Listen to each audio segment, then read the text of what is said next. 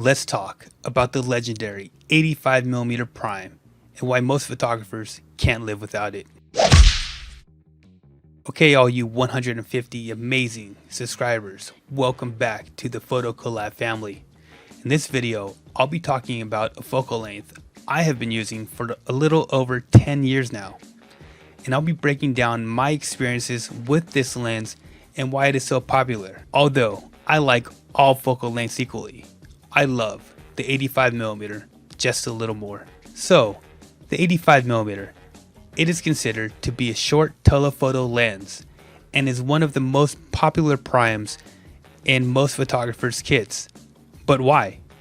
Let's talk about it. Okay, some of the great basic features and characteristics of the 85mm prime are: number 1, price. This lens sells at great price points for all levels of photographers. At all price points, you will most likely get a fast and sharp lens. Whether you buy a cheap 85mm for $200 to $500 or an expensive one for plus $2,000, you will get a lens that will give you professional results. The 85mm prime has amazing bokeh that separates your subject from the background. We'll get more into this a little later on. The 85 is also a very compact prime and easy to carry when traveling.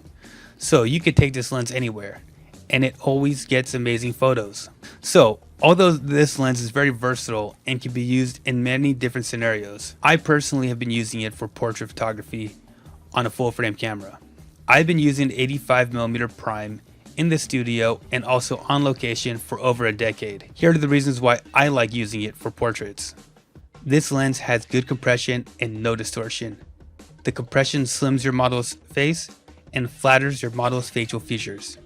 Say that 3 times fast. Flatters your model's facial features. This short telephoto lens is not too long and not too short. So why is this important? Well, for me, it's the ability to communicate with my subjects. Communication is a key point to portrait photography that no one talks about. When I use a 200mm, I find myself talking louder and having to repeat myself due to how far back I have to stand to frame my model. But the 85mm is a good distance where I can direct the model from a comfortable range. I feel it's the optimal distance to communicate with your model. That's why I love using the 85mm so much. Let's go back to the bokeh of the 85mm. So when you're shooting a subject at an open aperture such as f1.2 to f2, you can separate your subject from the background.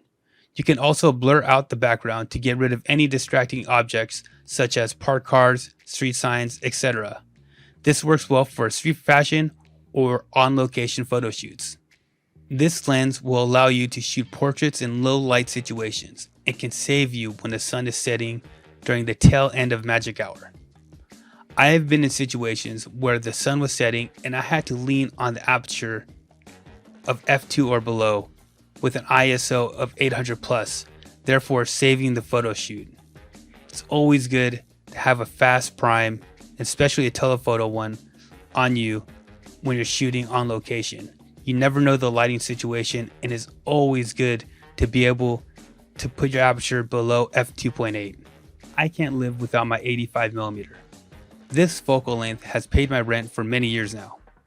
I have been using the older Canon 85mm 1.8 EF, and it has been an amazing experience. It also goes to show, you don't need expensive gear to get the shot. What are your thoughts on the 85mm? Is this your go-to lens, or is it overrated?